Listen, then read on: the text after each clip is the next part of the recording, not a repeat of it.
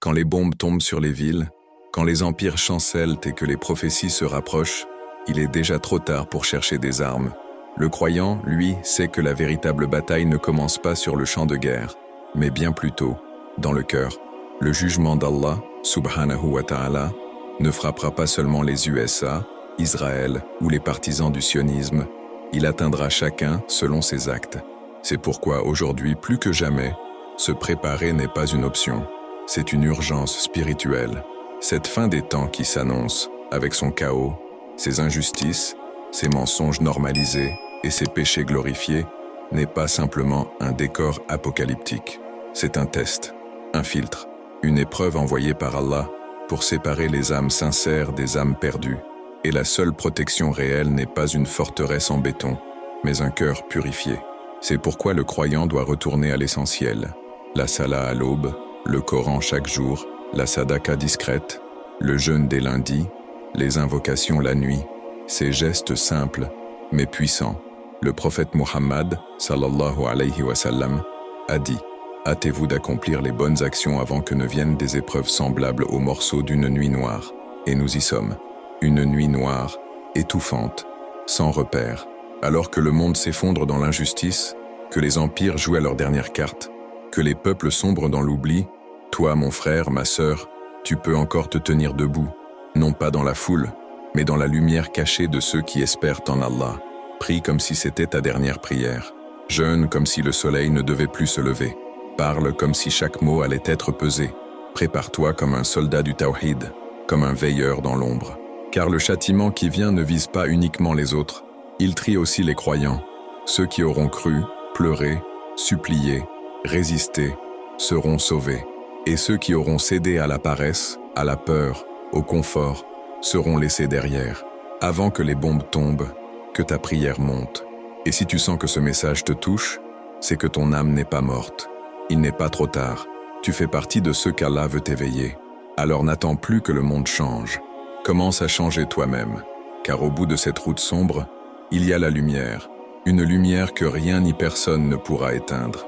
Il y a dans ce monde des lois visibles, celles que les hommes édictent, et il y a celles, invisibles, qu'Allah, subhanahu wa ta'ala, a gravées dans la création. L'une des plus puissantes de ces lois spirituelles est celle qui relie l'injustice au châtiment. Oui, chaque oppression, chaque larme versée injustement, chaque enfant écrasé sous les bombes appelle une réponse du ciel. Ce n'est pas un hasard si le Coran répète « Et ton Seigneur n'est pas inattentif à ce qu'ils font ». Sourate 6, 132. Celui qui pense que le silence d'Allah est une absence se trompe gravement. Ce silence est souvent le début d'un avertissement, d'une malédiction divine qui approche, pas à pas. Quand des puissances mondiales comme les USA ou Israël commettent des crimes contre l'humanité, que des nations sont réduites en poussière sous prétexte de liberté, que la Palestine pleure depuis plus de 70 ans, il ne faut pas s'étonner si les signes de la fin des temps se rapprochent. Le sionisme moderne n'est pas qu'un mouvement politique, c'est une perversion de la vérité, une forme d'arrogance spirituelle qui piétine la Oumma et provoque la colère divine. Et pourtant, beaucoup dans le monde ferment les yeux, pactisent, marchant de la souffrance des innocents. Mais les lois d'Allah, subhanahu wa ta'ala, ne se négocient pas. Dans les hadiths, le prophète Muhammad, sallallahu alayhi wa sallam, a dit « Craignez l'invocation de l'opprimé, car il n'y a pas de voile entre elle et Allah. » Quelle puissance! Imagine une seule prière d'une mère de Gaza, le visage couvert de poussière et de sang, levant les mains vers le ciel. Et maintenant imagine des milliers, des millions d'invocations semblables montant chaque nuit. Comment le trône ne tremblerait-il pas? Comment la malédiction divine ne s'abattrait-elle pas sur ceux qui ont transformé la justice en marchandise? Mais ce châtiment ne vient pas toujours sous forme de feu du ciel. Parfois, il commence subtilement. Un empire perd sa force, sa monnaie s'effondre, sa jeunesse se suicide, ses villes brûlent de l'intérieur. Ce sont les signes d'une chute qui s'annonce, les premiers frissons d'une apocalypse lente. Et le croyant, lui, doit être vigilant. Il doit lire ces signes à la lumière du Coran. Il doit comprendre que l'histoire se répète et qu'aucun tyran n'a jamais échappé à la justice d'Allah, subhanahu wa ta'ala. Alors, que devons-nous faire? Se lamenter? Non. Se préparer, se purifier. car cette malédiction qui s'abat sur les puissants est aussi un miroir pour nous. Sommes-nous justes? Défendons-nous la vérité? Prions-nous sincèrement pour les opprimés? La fin des temps ne sera pas seulement le châtiment des grands, mais aussi le tri des croyants sincères. Et c'est avec cette conscience que nous devons poursuivre notre chemin, car ce n'était que le premier voile. Le sang versé a un poids, et ce sang appelle justice. Il y a des vérités que l'histoire officielle préfère enterrer, des vérités qui dérangent, qui exposent l'hypocrisie des empires modernes. Parmi elles, une vérité crie dans le silence, le sang des innocents, versé par des puissances comme les USA et Israël, ne s'est jamais évaporé. Ce sang imprègne la terre, le vent, les cieux, du Vietnam à Fallujah, de Hiroshima à Bagdad, de Jénine à Gaza, les victimes se comptent par millions. Civils, enfants, vieillards, femmes enceintes, tous pris dans une injustice systémique qui dure depuis des générations. Et face à cela, le monde détourne les yeux. Mais Allah, subhanahu wa ta'ala, lui, voit tout. Le Coran est clair à ce sujet. Dans la sourate Al-Baqarah, 2-205, Allah dit « Et quand il s'en va, il s'efforce de semer le désordre sur la terre, en détruisant les cultures et les vies humaines. Et Allah n'aime pas le désordre. » Ce verset décrit parfaitement la stratégie des empires modernes. Déstabiliser, diviser, exploiter, et quand le chaos s'installe, se présenter comme sauveur. Le sionisme, par exemple, a bâti un État sur les ruines d'un peuple, en prétendant incarner la paix et la démocratie, tout en renforçant l'oppression jour après jour. Les USA, quant à eux, se drapent dans la bannière de la liberté, tout en répandant la mort sous des bombes intelligentes. Leurs mains sont tachées du sang de l'Irak, de la Libye, de l'Afghanistan, de la Syrie, et pourtant, les médias occidentaux les glorifient comme les sauveurs du monde libre. Mais quelle vérité ont-ils réellement sauvé? Quelle justice ont-ils défendue? Leurs intérêts économiques, stratégiques et leur arrogance impériale ont écrasé des nations entières. Et chaque vie perdue s'ajoute à une dette spirituelle qui, un jour, devra être payée, car ce sang n'est pas oublié. Dans l'islam, chaque vie humaine est sacrée. Le prophète Mohammed sallallahu alayhi wa sallam a dit « La destruction du monde entier est moins grave auprès d'Allah que le meurtre injuste d'un seul croyant. » Imagine donc l'ampleur du jugement qui attend ceux qui ont assassiné des peuples entiers. Ce n'est plus une question de politique ou de géostratégie. C'est une question de châtiment divin, de fin des temps, de rendu de comptes inévitables devant le trône d'Allah, subhanahu wa ta'ala. Mais ce sang appelle aussi à la responsabilité. Le croyant ne peut rester indifférent. Il doit être la voix des sans-voix, la plume de la vérité, l'épée de la justice. Ce que les empires occultent, la Oumma doit révéler. Car à chaque fois que nous restons silencieux, une nouvelle prophétie s'accomplit, celle d'une génération qui trahit la cause des opprimés. Et si nous ne voulons pas être comptés parmi les hypocrites, il est temps de lever le voile et de regarder en face l'arrogance des puissants avant qu'elle ne précède leur chute. Il est des nations qui, par orgueil, croient pouvoir défier le ciel. Israël, dans sa forme moderne et sioniste, incarne cette arrogance spirituelle qui précède toujours la chute. Ce n'est pas seulement une entité politique, c'est un symbole de la perversion du pouvoir, de la profanation du sacré et de la manipulation de la vérité. Depuis des décennies, cette nation agit en toute impunité. Elle bombarde des civils, colonise des terres, piétine des lieux saints comme Jérusalem, tout en prétendant être une victime éternelle. Mais dans le Coran, Allah, subhanahu wa ta'ala, a averti que lorsqu'un peuple dépasse les limites de l'injustice, sa colère se rapproche. Le sionisme n'est pas le judaïsme.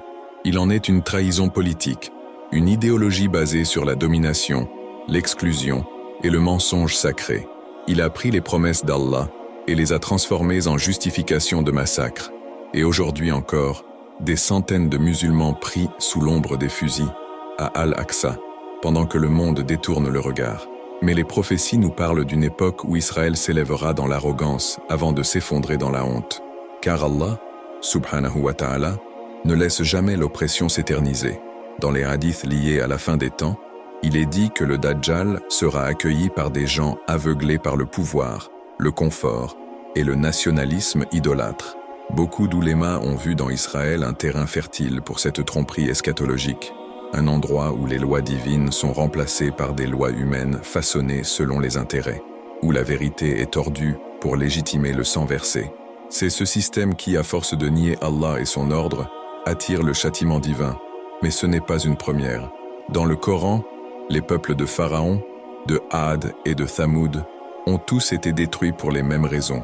Arrogance, idolâtrie du pouvoir et rejet de la vérité. Et pourtant, l'histoire se répète. Israël, soutenu par les USA et l'Occident, croit être au sommet de sa puissance. Mais ce sommet cache souvent le vide. Et c'est dans ce vide que commence la chute, lente, brutale, irréversible. Le croyant attentif voit les signes, chaos interne, perte de légitimité mondiale, peur grandissante des peuples qu'ils ont opprimés. Et pendant que les dirigeants s'accrochent à leur illusion de grandeur, les cieux se ferment peu à peu, les prières des innocents montent, les injustices s'accumulent, et le jugement approche. Mais le croyant sincère ne se réjouit pas de la destruction des arrogants. Il pleure leur échec spirituel. Il se rappelle que la vérité est un flambeau, pas une arme, et il prépare son âme à la suite, car cette chute, annoncée depuis longtemps, ouvre la voie à un autre effondrement, celui du géant américain. Pendant longtemps, les États-Unis ont été perçus comme invincibles, une superpuissance militaire, économique, culturelle. Mais derrière les gratte-ciel et les drapeaux flottants, se cache une vérité que peu veulent voir. L'Empire américain est en train de pourrir de l'intérieur, et cette chute lente, insidieuse, porte toutes les marques d'une malédiction divine. Car comme toute civilisation bâtie sur le péché, l'injustice et le sang des innocents, elle arrive inévitablement à sa phase terminale. Et cette phase, frères et sœurs, nous y sommes déjà. Le Coran nous apprend que lorsqu'un peuple se détourne des lois d'Allah, subhanahu wa ta'ala, il ne le détruit pas immédiatement. Il le laisse s'enfoncer dans sa propre illusion jusqu'à ce qu'il ne voit plus clair. Et que voyons-nous en Amérique aujourd'hui? Une société divisée, moralement désorientée, où les péchés sont légalisés, promus, célébrés. L'oppression y change simplement de visage. Elle s'exerce à l'étranger par les guerres et à l'intérieur par l'injustice sociale, le racisme systémique et la misère déguisée en progrès. Ce géant est construit sur du sable. Il a profané le nom d'Allah à travers ses mensonges diplomatiques, ses croisades modernes contre les pays musulmans et son soutien aveugle à Israël. Et maintenant, il récolte ce qu'il a semé. Désastres climatiques, crises économiques, effondrement moral, taux de suicide record, effritement de la foi. Tout cela n'est pas un hasard. C'est une prophétie en marche, une réponse silencieuse mais puissante à des décennies de châtiments niés, de vérités piétinées. Mais attention, ce châtiment ne vient pas par des missiles tombant du ciel. Il vient par le vide spirituel, par le chaos intérieur, par la perte de repères. Le peuple américain qui se croit libre est prisonnier d'un système qui adore le dunya et méprise l'au-delà. Et pendant ce temps, ils ignorent l'avertissement que l'islam leur adresse. Ils ferment leur cœur à la Ummah, aux pleurs de la Palestine, aux orphelins d'Irak, aux ruines de la Syrie. Mais Allah, subhanahu wa ta'ala, n'oublie aucun cri. Le croyant, lui, ne doit pas se contenter d'observer cette chute avec satisfaction. Il doit en tirer une leçon, car chaque empire qui tombe est un miroir tendu aux autres. Et si l'Amérique s'effondre, ce n'est pas seulement un signe politique, c'est un signe de la fin des temps, une balise spirituelle pour ceux qui savent lire au-delà du visible. Et après la chute de ce géant, d'autres vérités enfouies dans l'histoire islamique vont refaire surface. Et c'est vers ces anciens empires, eux aussi maudits, que nous allons maintenant tourner notre regard. Ce n'est pas la première fois que l'humanité assiste à la montée vertigineuse d'un empire, suivie de sa chute brutale. L'histoire islamique est remplie d'enseignements que nous avons oubliés. Il suffit de regarder ce qu'il est advenu de l'Empire romain, de l'Empire perse, ou plus récemment de l'Empire britannique. Tous ont régné sur de vastes territoires, imposé leurs lois, écrasé leurs ennemis, et pourtant, où sont-ils aujourd'hui? Enterrés sous les ruines du châtiment divin, victimes de leur propre injustice, de leur arrogance et de leur mépris pour la vérité révélée. Prenons l'exemple de Pharaon, ce tyran légendaire mentionné à maintes reprises dans le Coran. Il avait tout, puissance, richesse, armée. Il se croyait invincible, presque immortel. Et pourtant, Allah, subhanahu wa ta'ala, dit dans la sourate Yunus 10:92, « Aujourd'hui, nous allons préserver ton corps afin que tu sois un signe pour ceux qui viendront après toi. » Ce n'est pas simplement une relique historique, c'est un avertissement éternel, un rappel que l'orgueil absolu mène à la malédiction divine, même quand tout semble solide à l'œil nu. L'Empire perse, avant l'arrivée de l'islam, dominait la région avec une force écrasante. Mais il s'est effondré en quelques décennies face à la simplicité spirituelle et à la puissance morale du message du prophète Muhammad, sallallahu alayhi wa sallam. Pareil pour Rome, qui a combattu les premiers musulmans avec mépris, avant de sombrer dans la décadence et l'éclatement. Même l'Empire ottoman, bien que musulman, a chuté lorsqu'il a trahi certains principes de l'islam et laissé place à la corruption et à la division. Le jugement ne fait pas de favoritisme. Il pèse les actes, pas les bannières. Ce que ces exemples montrent, c'est que l'Empire ne meurt jamais d'un seul coup. Il pourrit d'abord de l'intérieur. Il s'épuise spirituellement avant de s'effondrer militairement. Et c'est ce que nous voyons aujourd'hui avec les USA, Israël et l'ordre mondial basé sur le mensonge. Ce système n'a plus de colonne vertébrale. Il tient encore debout par l'apparence, par les écrans, par la peur. Mais la base est fissurée. Et tout croyant qui lit les prophéties sait que ce processus précède toujours la venue de bouleversements majeurs. Alors, pourquoi ces histoires nous sont-elles racontées dans le Coran et les hadiths? Pour que nous nous souvenions, pour que nous ne soyons pas dupes des apparences, pour que, lorsque le prochain empire s'écroulera, nous ne soyons pas écrasés sous ses décombres, mais déjà prêts à reconstruire avec la vérité, à guider avec sagesse, à éclairer avec la lumière du Tawhid. Et dans ce processus, il est crucial de comprendre le timing divin, car même si l'effondrement semble lent, il est toujours parfaitement mesuré par Allah, subhanahu wa ta'ala. Et nous allons maintenant explorer ce mystère. Combien de fois entendons-nous cette question? Parfois murmurée, parfois criée par des cœurs fatigués. Pourquoi Allah, subhanahu wa ta'ala, laisse-t-il faire ces injustices? Pourquoi le châtiment ne tombe-t-il pas immédiatement sur les oppresseurs? C'est une interrogation légitime, chargée de douleur, de frustration, mais aussi d'un désir profond de vérité. Et c'est justement dans cette attente que se cache l'un des plus grands secrets du temps divin. Allah ne tarde jamais. Il agit selon une sagesse que l'homme, limité, ne peut que contempler avec humilité. Dans la sourate Al-An'am, 6-132, Allah, subhanahu wa ta'ala, déclare « Ton Seigneur n'est pas inattentif à ce qu'ils font ». Ce verset devrait suffire à rassurer chaque croyant sincère. Ce n'est pas parce que le châtiment n'est pas visible que la malédiction divine n'est pas en marche. Le temps d'Allah n'est pas notre temps. Il donne aux injustes une longue corde, non pour les récompenser mais pour qu'ils s'enlisent dans leurs propres péchés. Chaque jour où ils prospèrent dans le mensonge est un jour où leur dette augmente et le jugement se rapproche. Le prophète Muhammad, sallallahu alayhi wa sallam, nous a appris que lorsqu'Allah veut punir un peuple, il commence d'abord par les avertir, puis il retarde le châtiment pour qu'ils puissent revenir à lui. C'est une manifestation de sa miséricorde, même envers les pires des criminels. Mais quand cette miséricorde est ignorée, quand les avertissements sont méprisés, comme c'est le cas avec les USA, Israël et les architectes du sionisme mondial, alors la balance se renverse. Et à ce moment-là, rien ne peut retenir la colère d'Allah.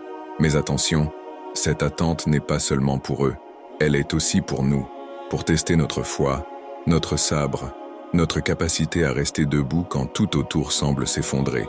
Car c'est facile de croire quand la justice triomphe, mais c'est dans le silence apparent du ciel que se révèlent les vrais croyants, ceux qui continuent de prier, de défendre la vérité, d'aider les opprimés, même quand la victoire semble lointaine. Ceux-là sont les soldats invisibles de la Ummah, ceux pour qui la fin des temps ne sera pas une surprise, mais une confirmation. Alors non, Allah subhanahu wa ta'ala ne tarde pas. Il prépare, il mesure.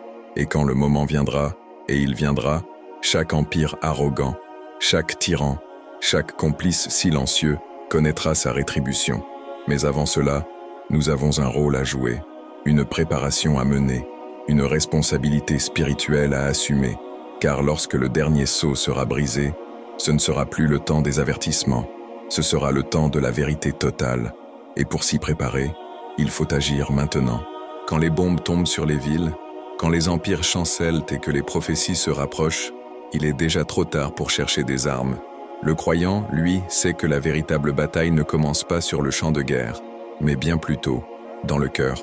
Le jugement d'Allah, subhanahu wa ta'ala, ne frappera pas seulement les USA, Israël ou les partisans du sionisme, il atteindra chacun selon ses actes.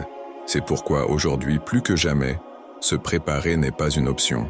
c'est une urgence spirituelle.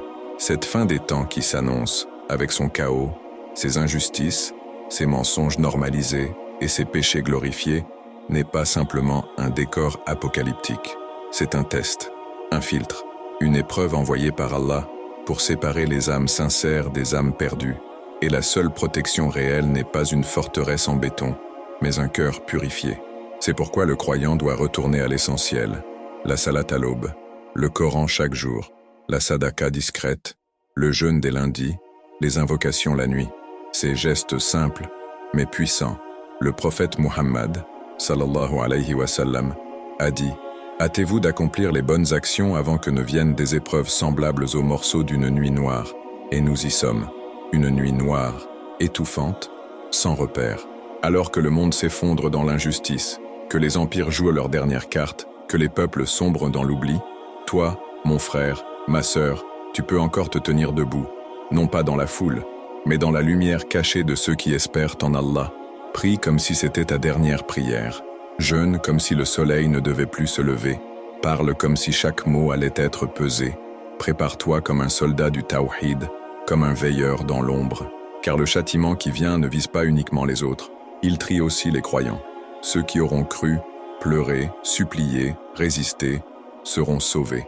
Et ceux qui auront cédé à la paresse, à la peur, au confort, seront laissés derrière. Avant que les bombes tombent, que ta prière monte.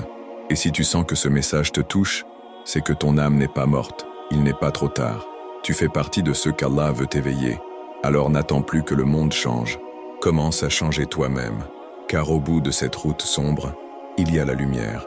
Une lumière que rien ni personne ne pourra éteindre.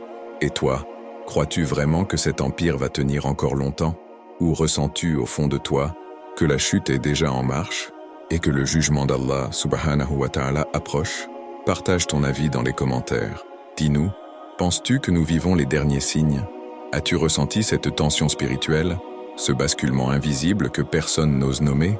Si cette vidéo t'a ouvert les yeux, abonne-toi maintenant et active la cloche, car ce que nous allons dévoiler dans les prochaines vidéos sera encore plus fort.